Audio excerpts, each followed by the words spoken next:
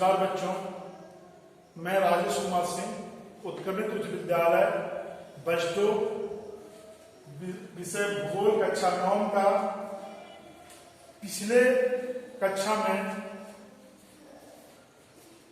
प्राकृतिक वनस्पति तथा वन्य प्राणी जिसका हमने अध्ययन किया था उसका दूसरा भाग लेकर के मैं पुनः आपके समक्ष आया हूं।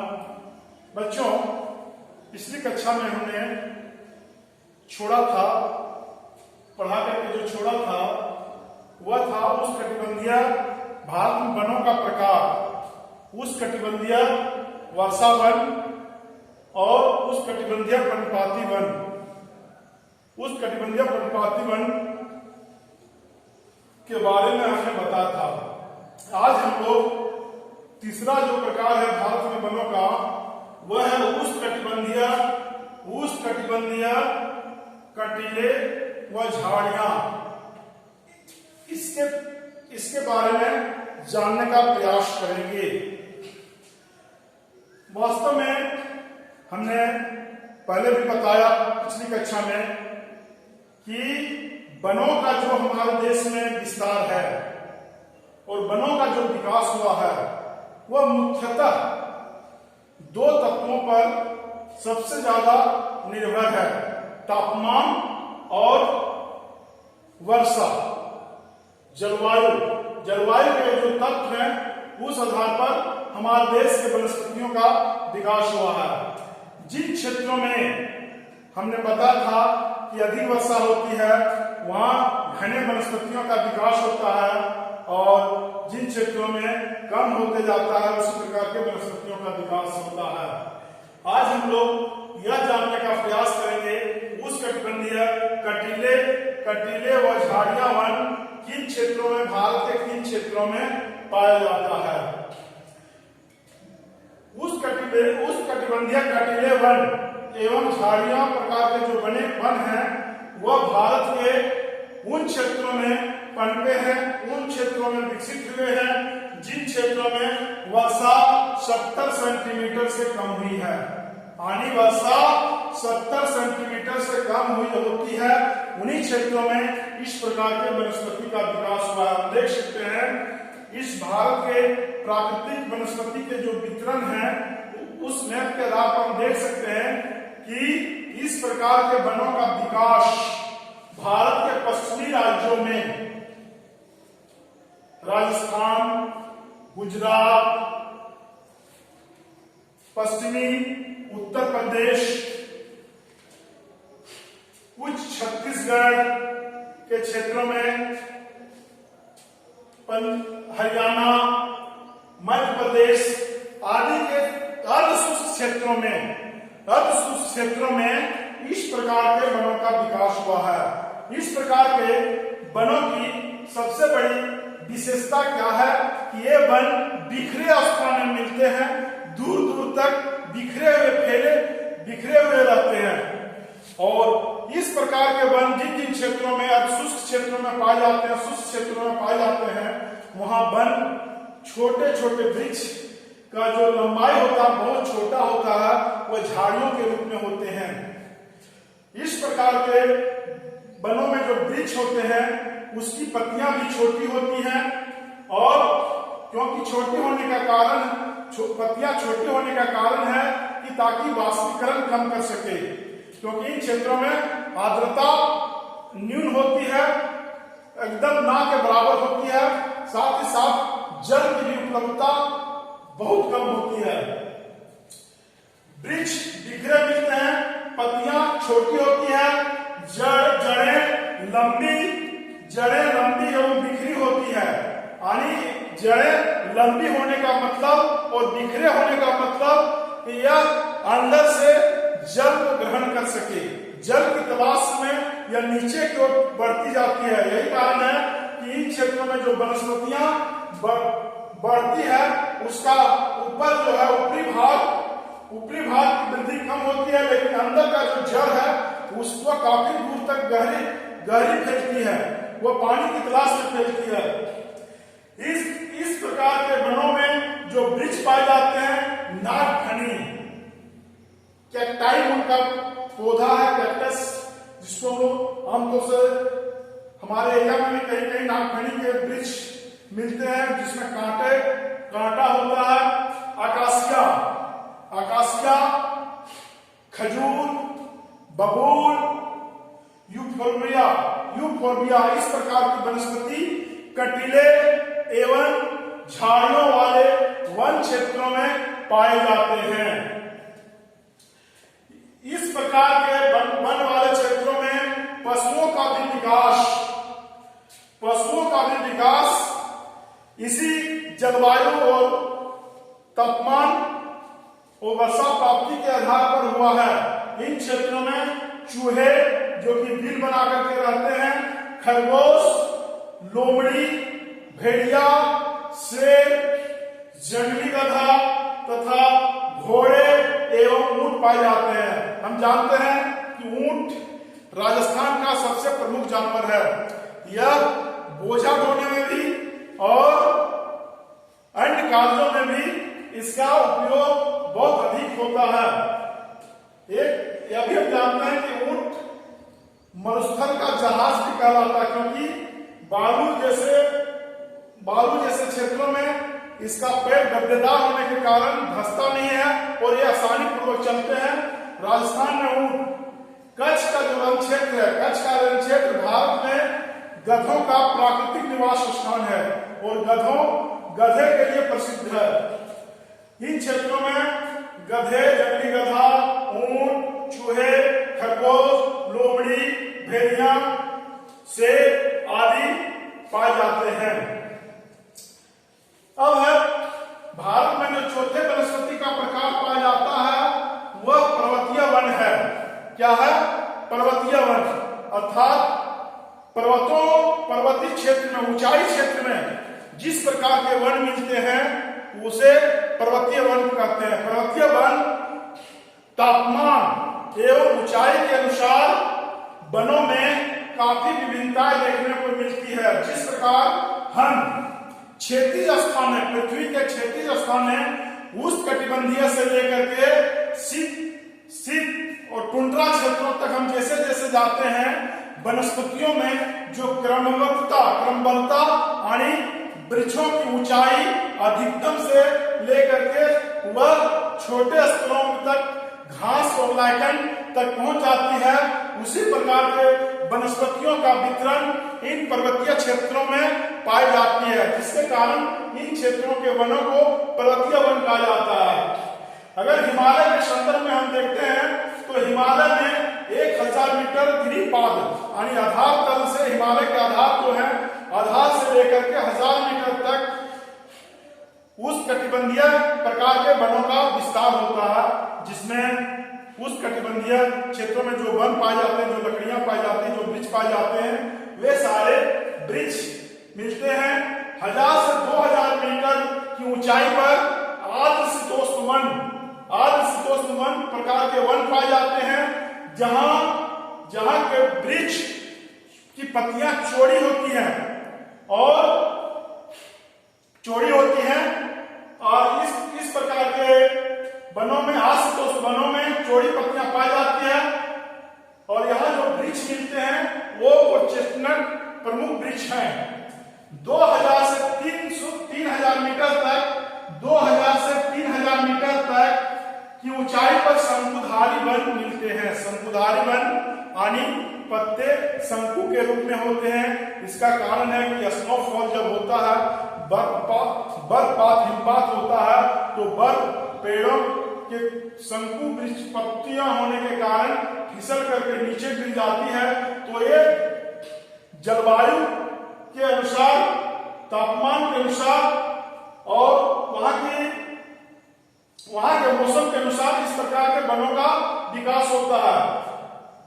3600 मीटर से अधिक ऊंचाई वाले क्षेत्रों में शीतोष्ण कटिबंधीय प्रकार के वन पाए जाते हैं। इस प्रकार के वनों में जो वृक्ष मिलते हैं वह अल्पाइन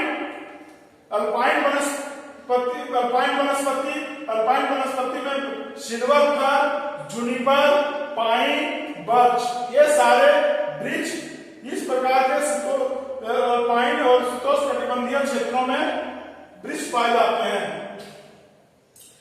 और इसके ऊपर हिम रेखा जब प्रारंभ होती है तो इन क्षेत्रों में अल्पाइन वृक्ष के बाद धीरे धीरे टुंड्रा प्रकार की वनस्पति पाई जाती है और इन क्षेत्रों में लाइकेन, मार्क्स, इस प्रकार के छोटे छोटे वनस्पतियां पाई जाती है। हिमालय क्षेत्रों में पाए जाने वाले जो जीव और पशु हैं वह कश्मीरी मृग, चित्रा हिरण, आग, लाल पांडा, तेंदुआ आदि प्रकार के जीव पाए जाते हैं। ये अल्पाइन वाले क्षेत्र जो घास के मैदान होते हैं हिमालय में, यहाँ गुज्जर और बकरवाल जैसे घुमक्कड़ जातियां पशुओं को लेकर इन क्षेत्रों में भ्रमण करती है और पशुओं को चराती है। और साथ क्षेत्र उसके बाद वर्षा ऋतु के समय में पुनः यह नीचे की ओर उतर जाते हैं और फिर जब घास उगते हैं तो फिर इन क्षेत्रों में पशुओं को चराने के लिए जाते हैं। इस प्रकार से हमने देखा कि पर्वतीय वन भारत के उन क्षेत्रों में पाई जाती है जहां पर्वतों का विस्तार है और ये पर्वतीय वन ऊंचाई के अनुसार, तापमान के अनुसार ऊंचाई में, क्योंकि ऊंचाई जैसे जैसे जाते हैं तापमान में कमी होती जाती है, इस आधार पर वनस्पतियों का एक श्रेणीबद्ध क्रम विकसित होती है।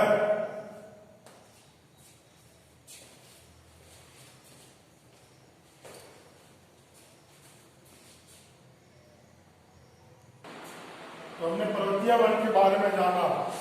अब मैंग्रोव वन। भारत में मैंग्रोव वनों का विस्तार उन क्षेत्रों में हुआ है जहां तट पाए जाते हैं, समुद्री तट पाए जाते हैं। भारत के प्रमुख नदी डेल्टाओं वाले क्षेत्र में मैंग्रोव वनों का विकास हुआ है। घने मैंग्रोव एक प्रकार की वनस्पति है जिसकी जड़ें गहरे पानी में डूबी रहती है। नदी डेल्टाओं में यह पाई जाती है।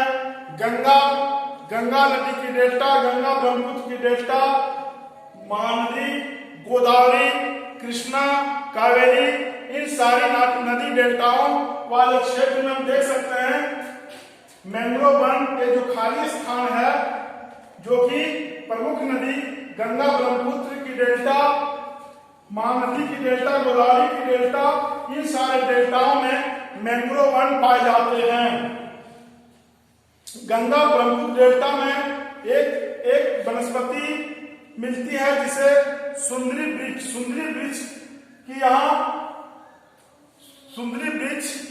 इस क्षेत्र में बहुत अधिक मात्रा में मिलती है, जिसके कारण गंगा ब्रह्मपुत्र के डेल्टा का नामकरण भी सुंदरी वृक्ष के कारण सुंदरवन हुआ है। इन क्षेत्रों में मैंग्रोव वन जिन क्षेत्रों में मिलते हैं उन क्षेत्रों में नारियल, ताड़, कोड़ा, एंगार आदि प्रकार के वनस्पति भी पाए जाते हैं। मैंग्रोव वन वाले क्षेत्रों में जो जीवों का विकास हुआ है, वहां मैंग्रोव वन वाले क्षेत्र रॉयल बंगाल टाइगर के लिए प्रसिद्ध है। हमारे देश में रॉयल जो बंगाल टाइगर मिलते हैं वह मैंग्रोव वन वाले क्षेत्रों में ही मिलते हैं। इसके अलावा इन क्षेत्रों में मगरमच्छ, घड़ियाल, सांप आदि विभिन्न प्रकार के जीव जंतु पाए जाते हैं। घड़ियाल जो मगरमच्छ की प्रजाति का जीव है, वो एकमात्र ऐसा जीव है जो विश्व में सिर्फ भारत में ही पाई जाती है। बच्चों, इस प्रकार से हमने देखा कि भारत में वनों का किस प्रकार से विस्तार हुआ है। भारत में वन के किस प्रकार से प्रकार है। भारत में वनों के जो 5 प्रमुख प्रकार हैं, उष्णकटिबंधीय वर्षा वन, उष्णकटिबंधीय पर्णपाती वन, उष्णकटिबंधीय कटीले वन, पर्वतीय वन एवं मैंग्रोव वन, इन सभी के बारे में हम लोगों ने जानकारी प्राप्त की। अब हम जानेंगे कि वन हमारे लिए क्यों महत्वपूर्ण है। वन मानव के लिए क्यों महत्वपूर्ण है, हमारे लिए क्यों महत्वपूर्ण है। हम जानते हैं कि वन एक ऐसा संसाधन है, नवीकरणीय संसाधन है, जो मानव के लिए अति आवश्यक है। मनुष्य के बहुत सारे संसाधनों की जो पूर्ति होती है वह वनों से ही प्राप्त होती है। वन मानव के लिए अति आवश्यक है। साथ ही साथ वन जो है, वन वातावरण की गुणवत्ता में भी वृद्धि करता है। वनों का जो महत्व है, वन मानव के लिए अति आवश्यक है। यह एक नवीकरणीय संसाधन है और मानव के लिए महत्वपूर्ण संसाधनों में से एक है। वन वातावरण की गुणवत्ता में भी वृद्धि करती है, सहायक होती है। अर्थात जिन क्षेत्रों में वन पाए जाते हैं वहां का जो प्राकृतिक वातावरण होता है बहुत ही मनोरम और बहुत ही अच्छा होता है। साथ ही साथ वहां का वातावरण की गुणवत्ता अधिक विकसित होती है। तीसरा जो वनों का महत्व है, वन अगर वन नहीं होते तो जिन क्षेत्रों में वन कट चुके हैं, जिन क्षेत्रों में वन नहीं है, वह क्षेत्र हम देखते हैं कि धीरे धीरे वह मरुस्थल के रूप में परिवर्तित हो जाता है। जैसे राजस्थान के क्षेत्रों को हम ले सकते हैं कि पश्चिमी राजस्थान जैसे क्षेत्रों जो थार का डेजर्ट एरिया पाया जाता है, उन क्षेत्रों में वनस्पति का काफी अभाव हुआ है। एक ऐसा समय भी था जब वहां भी घने वनस्पतियां पाई जाती होंगी, लेकिन अभी वह क्षेत्र वनों के ह्रास के कारण मरुस्थल के रूप में परिवर्तित हो चुका है। तो मृदा अपरदन, जिन क्षेत्रों में वन रहते हैं, वन पाए जाते हैं, जिन क्षेत्रों में वनों का विस्तार है, उन क्षेत्र में वन जो है अपने जड़ों से मिट्टी को जकड़े रखता है और जब वर्षा का बहाव होता है, जब धरातीय जल प्रवाहित होती है, तो इस धरातीय जल मिट्टी को आसानी से बाहर नहीं ले जा पाती है। अतः मृदा के अपरदन की रोकथाम करने में भी वन काफी महत्वपूर्ण भूमिका निभाते हैं। वन प्राकृतिक जीवों का आवास है। अर्थात हम जितने भी जंगली जीव, जंगलों में पाए जाने वाले जीव, वनों में पाए जाने वाले जीवों को हम देखते हैं तो ये सारे जीव का निवास स्थान वन ही है, जंगल ही है। जंगल और वन प्राकृतिक आवास के रूप में इन सारे जीवों के लिए है। यह प्राकृतिक आवास उपलब्ध कराता है, जैसे कि नेपाल और भारत एशियाई बाघों का प्राकृतिक निवास स्थल है। वो वनों से हमें क्या प्राप्त होता है? वनों से हमें विभिन्न प्रकार के लकड़ियों की प्राप्ति होती है। फर्नीचर उद्योग के लिए जो महत्वपूर्ण स्रोत है, कच्चा माल है फर्नीचर इंडस्ट्री के लिए, वह वनों से प्राप्त लकड़ियों से मिलता है। वनों से हमें प्रमुख लकड़ियां प्राप्त होती है। गृह निर्माण से संबंधित लकड़ियां प्राप्त होती है।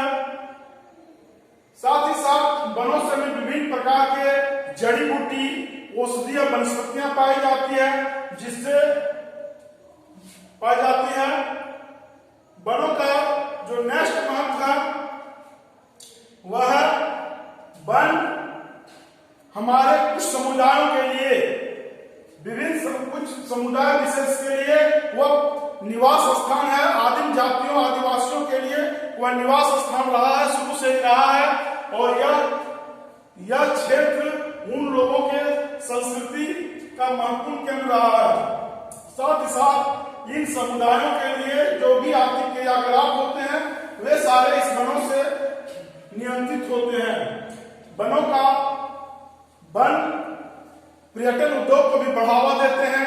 वनों का जो दृश्य बहुत ही सुरम्य, मनोहर और आकर्षक होते हैं, जिसके कारण पर्यटन उद्योग का भी पर्यटन उद्योग को भी वन बढ़ाता है। पारिस्थितिकी तंत्र का संतुलन, वन हम जानते हैं कि पारिस्थितिकी तंत्र जीवों एवं अजैव घटकों के मध्य एक परस्पर क्रिया है। परस्पर क्रिया के कारण निर्मित होती है।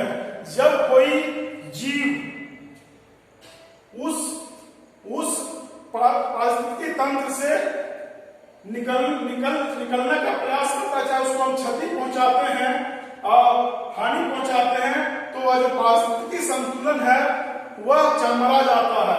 तो एक प्रकार से पारिस्थितिकी तंत्र का वन संतुलित करता है, पारिस्थितिकी तंत्र को वन संतुलित करता है। साथ ही साथ वन वर्षा के लिए भी जिम्मेवार होता है। वन जो है, इन कारणों से हमारे देश में वनों का महत्व काफी अधिक रहा है। हमारे देश के बहुत सारी धार्मिक मान्यताएं भी वृक्षों से, वनस्पतियों से जुड़ी हुई है। हमारे बहुत सारे समुदाय वृक्षों को, वनों के महत्वपूर्ण वृक्षों को धार्मिक मान्यता के रूप में उसको ग्रहण करते हैं। पीपल जैसे, बरगद जैसे वृक्षों की हमारे यहाँ पूजा भी होती है।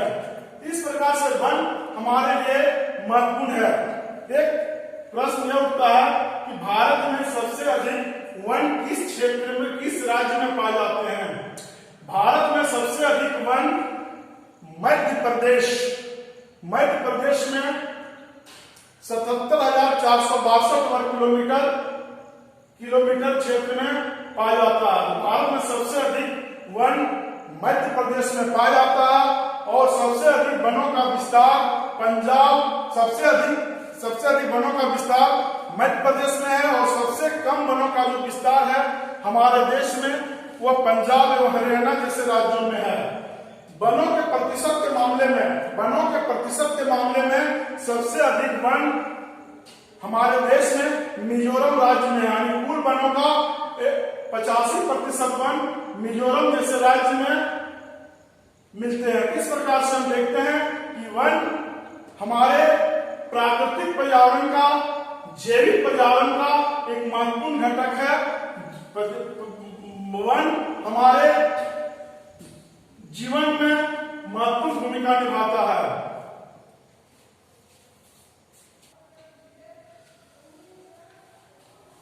अभी तक हमने वनों के बारे में जाना, वनों से क्या क्या फायदे हैं। अब हम भारत में वन प्राणी के बारे में जानेंगे।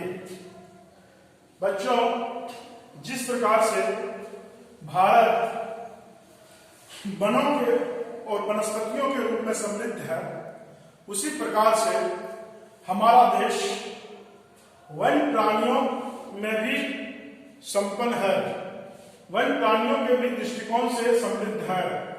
भारत में लगभग 89,000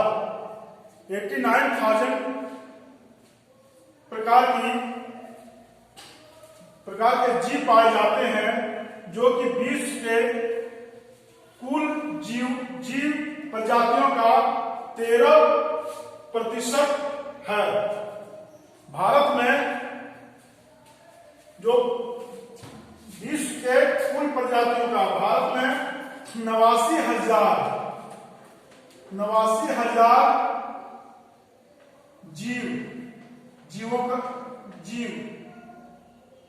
जीव प्रजाति 89,000 जीव प्रजाति पाया जाता है, जो कि कुल विश्व का कुल 13% है। यहाँ लगभग 1200 प्रकार की पक्षियां पाई जाती हैं। 1200 प्रकार की पक्षियां पाई जाती है, जो कि विश्व के कुल का 12% है, जो विश्व के कुल पक्षियों का 12% है। यहाँ लगभग 2500 मछली की प्रजातियां पाई जाती है, जो कि लगभग 12% है। और अभी जो हमने बताया पक्षियों का जो प्रकार है 1200 प्रकार है, जिसमें से लगभग 20 का जो पक्षियों का जो 20 के कुल पक्षियों का 13% हमारे देश में पाई जाती है। स्तनधारी, हमारे यहाँ जो स्तनधारी जीव हैं उसमें सबसे महत्वपूर्ण जीव हाथी है, जो कि विश्व का सबसे बड़ा स्तनपायी जानवर है। हमारे यहाँ 5 से 8% हमारे यहाँ 5 से 8% विभिन्न प्रकार के सरीसृप, उभयचर आदि प्रकार के जीव पाए जाते हैं। भारत में अगर हम देखें तो हमारे यहाँ विकास के कारण, मनुष्य की स्वार्थपरता के कारण, लालचवश हमारे प्राकृतिक जो वनस्पति और जीव हैं उसका काफी मात्रा में अवनयन हुआ है, काफी मात्रा में उसमें कमी पाई गई है। मनुष्य के लोलुपतावादी नीति के कारण, अति विकासवादी सोच के कारण हमारे देश में जो जैव विविधता है उसका काफी ह्रास हुआ है। भारत में लगभग 10% पादप वनस्पतियां मनुष्य की स्वार्थपरता के कारण लुप्त होने के कगार पर है और लगभग 20% स्तनधारी जीव लुप्त होने की श्रेणी में है। तो इस देखते हैं कि हमारे यहाँ जीव तो काफी जीव के रूप में, जीव जंतु के रूप में हमारा देश काफी धनी है, लेकिन एक ओर यह धीरे धीरे ह्रासमान अवस्था में पहुंच रहा है, क्योंकि हम हमारी जो विकासवादी सोच है उस सोच में प्रकृति का अंधाधुंध दोहन किया है, प्रकृति को अपूरणीय क्षति पहुंचाई है। इस क्षति के कारण धीरे धीरे जो जीवों के प्राकृतिक आवास हैं वे सारे आवास खत्म हो रहे हैं और जीवों का उस आवास का समाप्त हो जाने से जीव धीरे धीरे सिमट रहे हैं। हम देखते होंगे बहुत सारे ऐसे पशु पक्षी दिखाई पड़ते हैं जो पहले कुछ वर्षों पहले बहुत अधिक मात्रा में हमें दिखाई पड़ता था, लेकिन अभी हम देखते हैं, गौर करते हैं तो बहुत सारे जीव जो पहले प्रचुर मात्रा में दिखाई पड़ता था अभी बहुत कम मात्रा में दिखाई पड़ता है। इसका कारण क्या है? इसका कारण हमने प्रकृति को अतिक्रमित किया है, वनों को अपने विकास कार्य, खेतों के निर्माण, सड़कों के निर्माण, उद्योगों के निर्माण आदि विभिन्न प्रकार के निर्माण कार्य, विकास कार्य के कारण जो वन जीवों का प्राकृतिक आवास है उसको हम नष्ट कर रहे हैं। इस कारण से आज हम बहुत सारे जीव, जैसे पहले बहुत सारे हम देखते थे, जिस साल आम की फसल, आम के मौसम में जब जिस समय आम फलती थी उस समय बहुत सारे कोयलों की आवाज सुनाई पड़ती थी, जो कि अभी बहुत कम सुनाई पड़ता। बहुत प्रकार की गीत भी हम बहुतायत संख्या में पहले देखते थे, लेकिन अब उसकी मात्रा दिनों दिन सिमट जा रही है। इसका कारण हमने उन सारे जीवों को उसका जो पारिस्थितिक तंत्र है उसको असंतुलित करने का प्रयास किया है। गीत एक प्रकार से प्रदूषण को समाप्त, जो जीव जंतु मरते हैं उसका वह भोजन होता है, एक तरह से वह प्रकृति को साफ करने का प्रयास करता है। इसका का मतलब है कि हमारे कार्य प्रणाली में अनेक प्रकार के जीवों को उसके वातावरण से, उसके प्राकृतिक वातावरण से दूर करने का प्रयास किया है।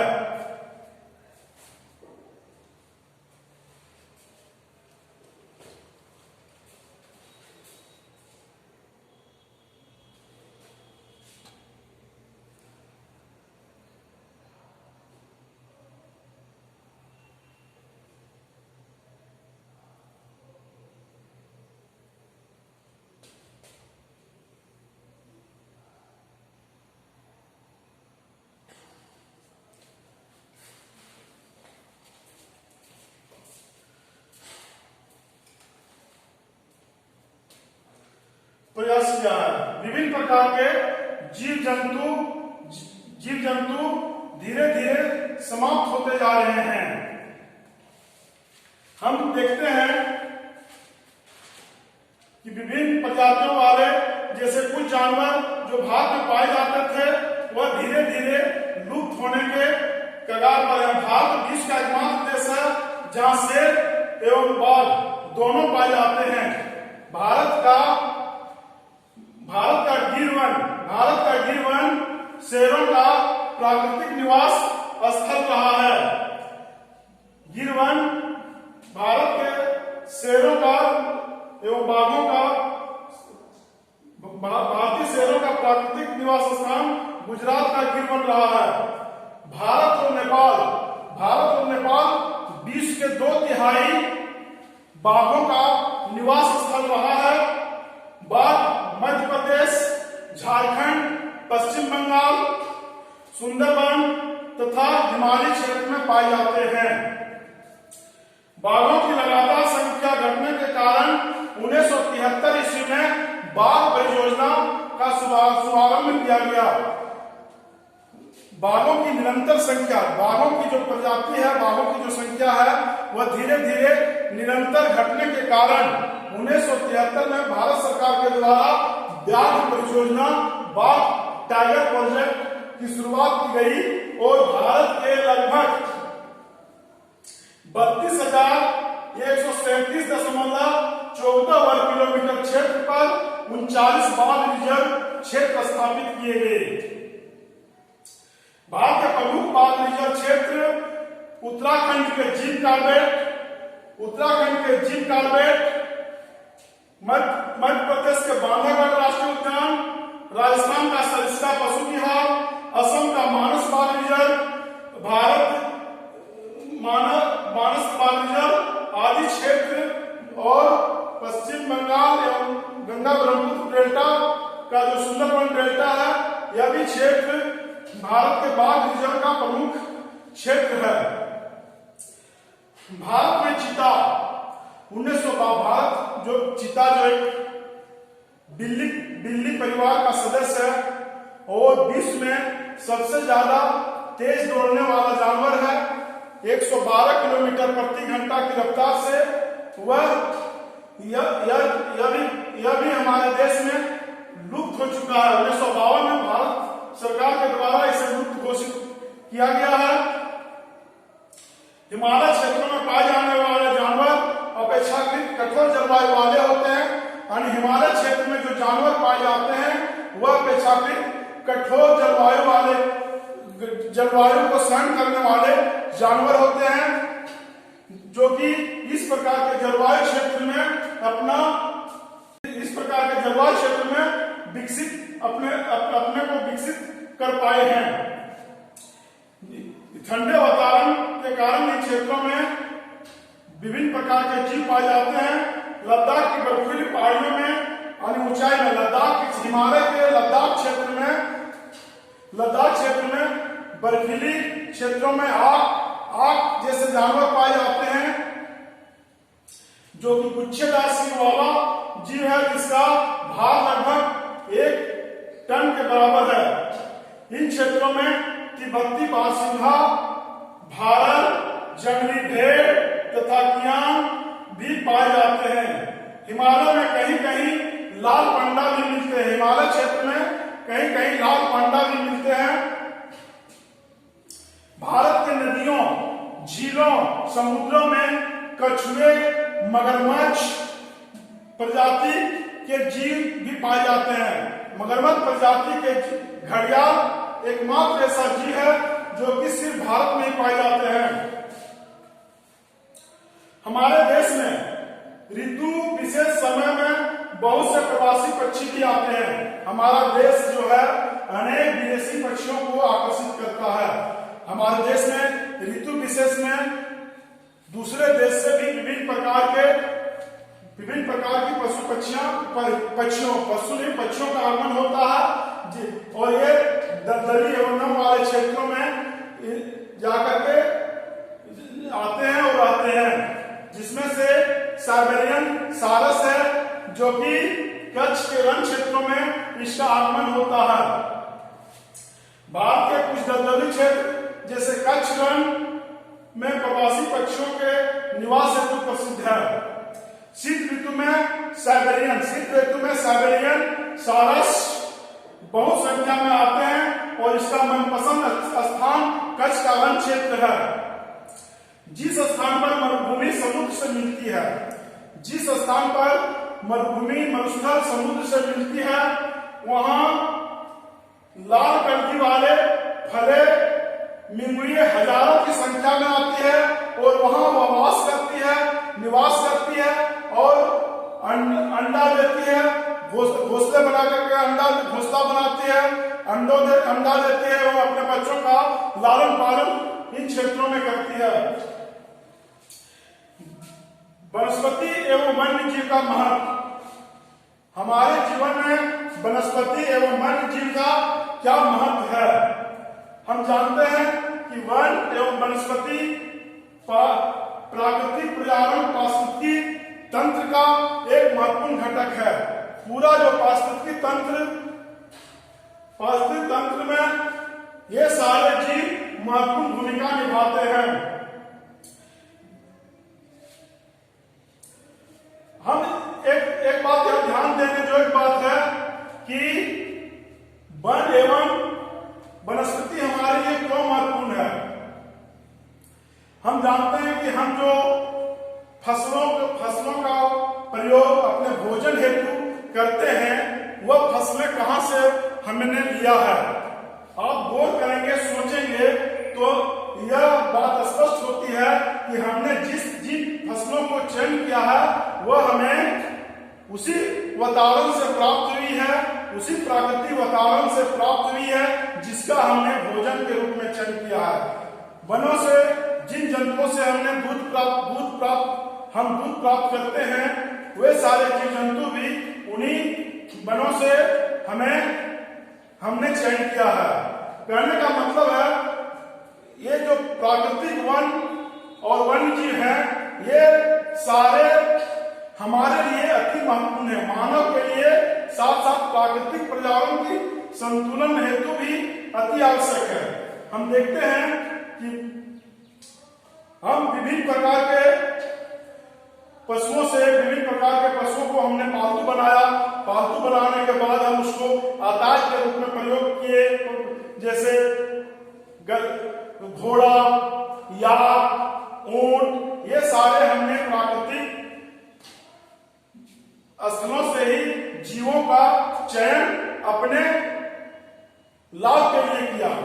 बहुत सारे जिन जीवों से हमें दूध की प्राप्ति होती है, उन सारे जीव का भी चयन हमने इसी प्राकृतिक वनों एवं वन्य जीवों से किया। मांस की जो हमें प्राप्ति होती है, ये सारे इसी प्रकार के प्राकृतिक वनों से और वन्य जीवों से हमें प्राप्त हुआ है।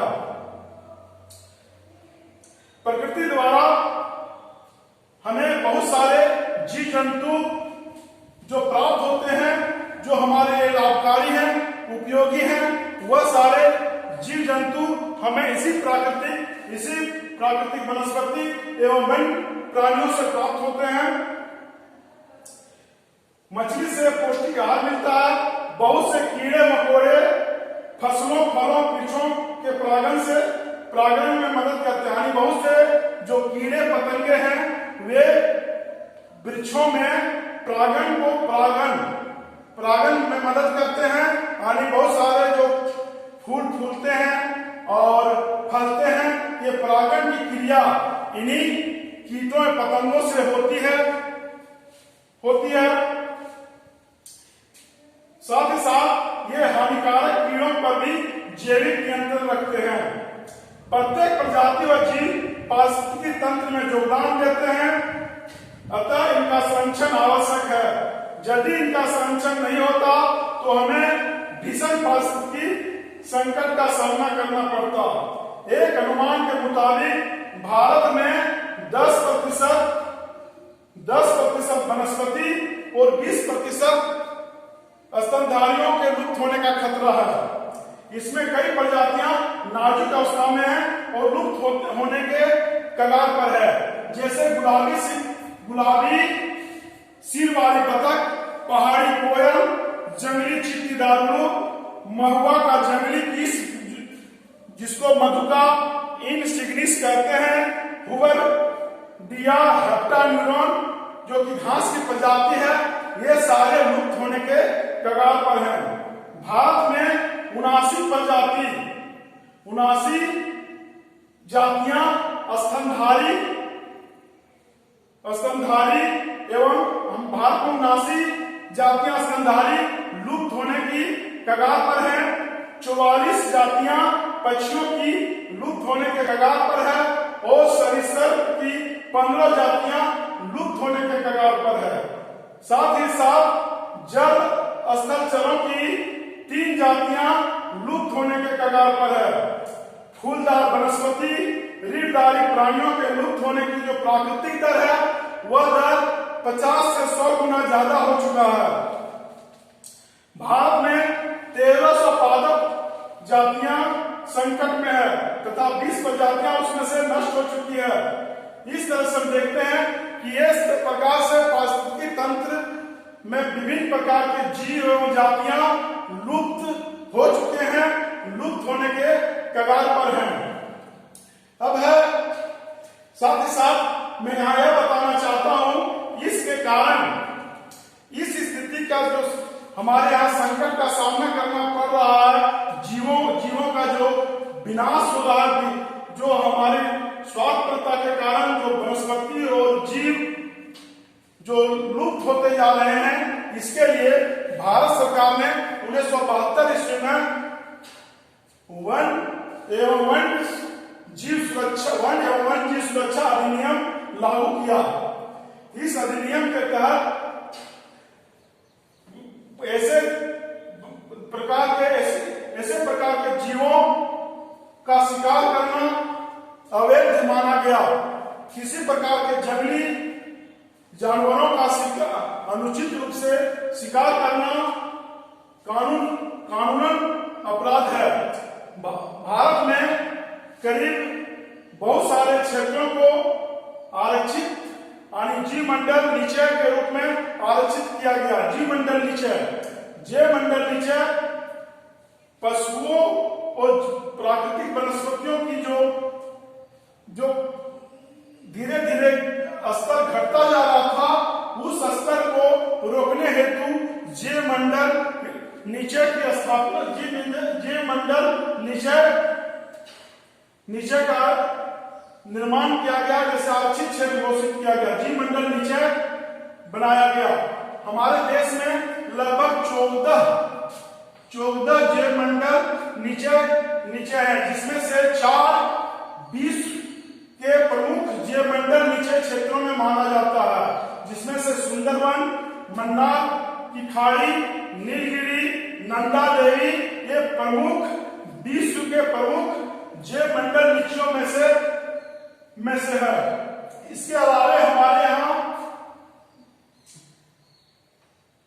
मन्नाकरे, ग्रेट निकोबार, मानस, सिमलीपाल, दिबांग, डिब्रू साइक्लोवा, अगस्त मलाई, कंचनजुंगा, पंचमढ़ी, अमरकंटक ये सारे क्षेत्र आरक्षित क्षेत्र घोषित किए गए हैं और ये जीव मंडल नीचे के रूप में स्थापित हैं। हमारे देश में मानस, कांजीरंगा, सिमलीपाल, कान्हा, केवलादेव, दासीग्राम ये विभिन्न प्रकार के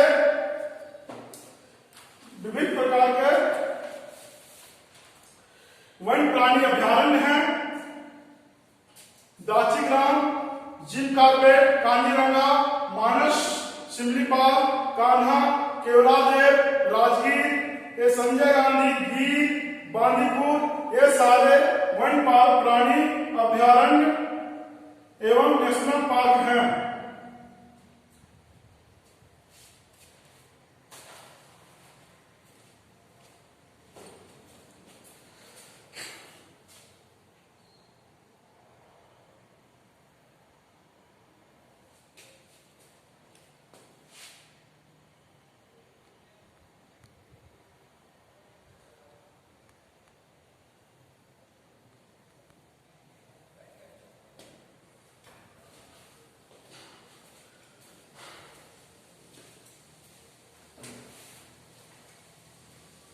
इस प्रकार से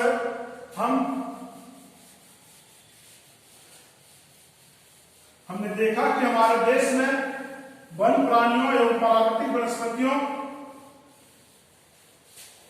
के क्षेत्र को आरक्षित किया गया है, यानी इन क्षेत्रों में लोग आवश्यकता अनुरूप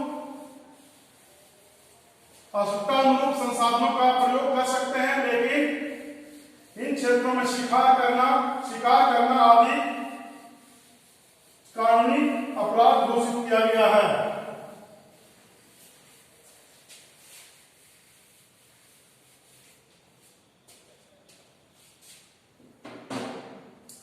अब बच्चों, आज हमने वन प्राणी, हमारे देश के प्रमुख प्राकृतिक वनस्पति तथा वन प्राणी के बारे में प्राप्त जानकारी हमने प्राप्त किया। अब हम कुछ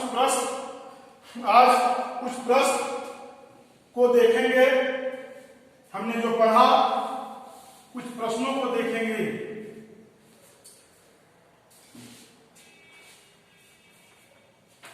जैसे रबड़ का संबंध किस प्रकार के वनस्पति से है? रबड़ का संबंध किस प्रकार के वनस्पति से है? रबड़ का संबंध उष्णकटिबंधीय वर्षावन से है, यानी ये रबड़ की जो वनस्पति है उष्णकटिबंधीय वर्षावन में पाई जाती है। सिंकोना के वृक्ष कितनी वर्षा वाले क्षेत्रों में पाए जाते हैं? सिंकोना के वृक्ष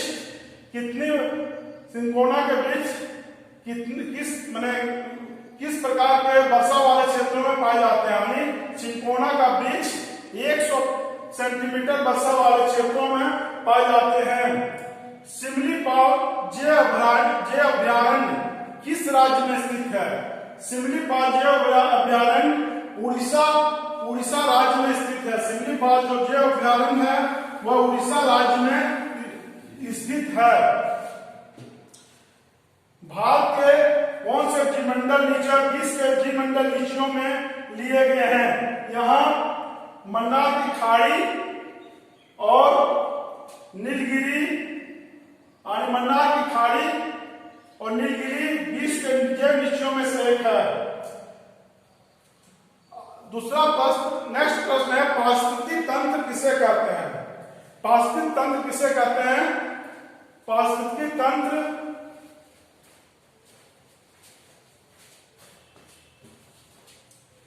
दो बार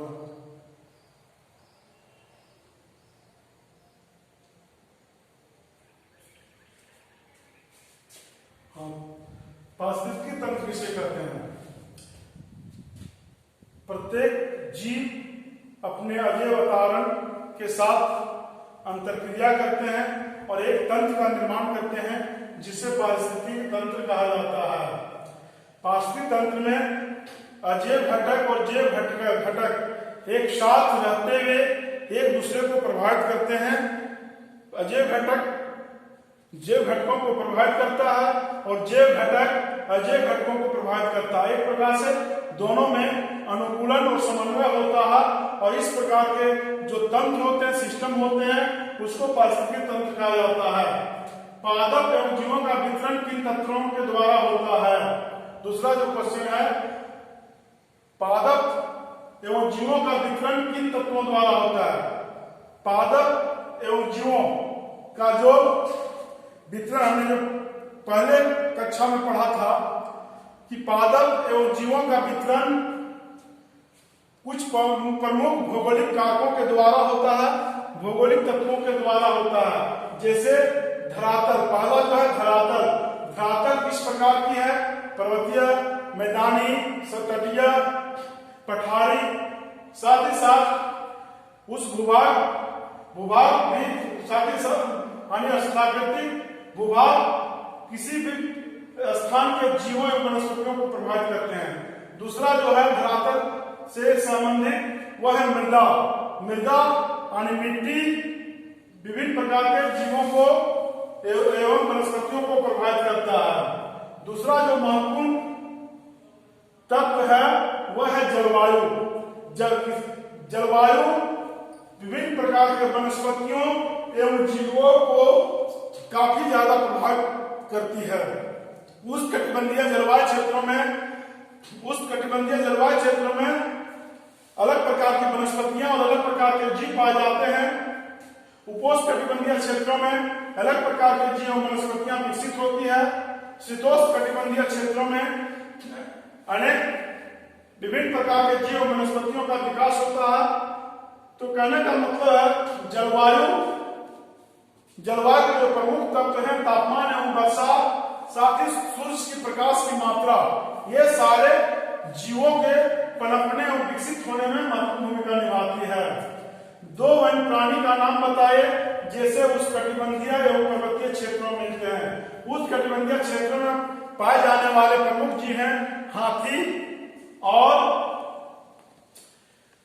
हाथी से, जबकि पर्वतीय क्षेत्रों में जो मिलते हैं वह तिब्बती भालू या ये सारे जीव पर्वतीय क्षेत्र में मिलते हैं। अंतर स्पष्ट करें वनस्पति जगत एवं प्राणी जगत। वनस्पति जगत वनस्पति जगत में सारे पादपों, पौधों, वनस्पतियों को सम्मिलित किया जाता है।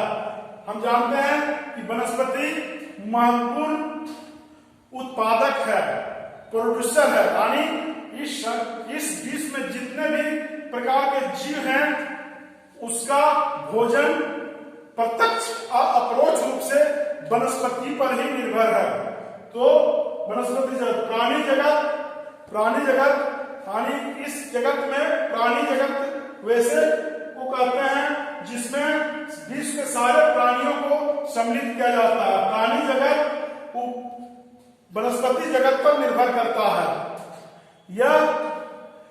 यह उपभोक्ता करातानी प्राणी जीव जंतु वनस्पति पर निर्भर करते हैं। वनस्पति प्रथम उत्पादक है, यह प्रोड्यूसर है, यह अपने भोजन खुद बनाता है, जबकि प्राणी और जीव इस पर निर्भर करते हैं। सदाबहार एवं पर्णपाती वन। जिन क्षेत्रों में वर्षा 200 सेंटीमीटर से अधिक होती है वैसे क्षेत्रों में सदाबहार वन या वर्षा वन विकसित होते हैं। इस क्षेत्रों में के वन सदा हरे भरे होते हैं, पत्तियां इस प्रकार से गिरती हैं ताकि हरा भरा का स्थिति बराबर बने रहता है। इन क्षेत्रों में वृक्षों की लंबाई काफी अधिक होती है, 60 मीटर से भी अधिक होती है। इस प्रकार के वनों के जो वृक्ष होते हैं एक दूसरे से वृद्धि करने में होड़ लगाते हैं और इस प्रकार के वनों में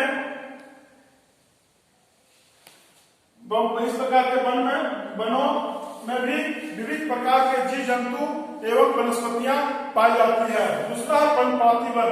पर्णपाती वन उस प्रकार के वन को कहते हैं जहां वर्षा 70 से 200 सेंटीमीटर तक होती है। इन क्षेत्रों में जो पौधे होते हैं, वृक्ष होते हैं, वर्ष भर में करीब 7-8 महीनों तक के अंतराल में अपनी पत्तियों को गिरा देती है, जिसके कारण इसको पर्णपाती वन कहा जाता है, पतझड़ वन कहा जाता है। इस वनों में काफी महत्वपूर्ण आर्थिक महत्व की लकड़ियां प्राप्त होती हैं। सागौन, शीशम, साग एवं विभिन्न प्रकार के जीव जंतु पाए जाते हैं। इस प्रकार से हमने देखा कि वनस्पति एवं वन्य जीव किस प्रकार से हमारे लिए अति आवश्यक है, अति महत्वपूर्ण है। बच्चों, आज हमने इस चैप्टर के दूसरे भाग में उन सारे बिंदुओं को जानने का प्रयास किया कि किस प्रकार से वनस्पति भाग में किस प्रकार की वनस्पतियां पाई जाती है, किस प्रकार के वन पाए जाते हैं, उस प्रकार के वनों में जो वर्षा का वितरण है किस प्रकार हुआ है, उस वनों का विस्तार किन किन क्षेत्रों में हुआ है और उन वनों में किस प्रकार के वृक्ष पाए जाते हैं, किस प्रकार के जीव जंतु पाए जाते हैं। ये विभिन्न वनस्पतियों के प्रकारों का अध्ययन करने के पश्चात हमने कुछ महत्वपूर्ण प्रश्नों की जानकारी भी प्राप्त की। अतः आज की इस कक्षा को मैं यहीं विराम देता हूं। धन्यवाद।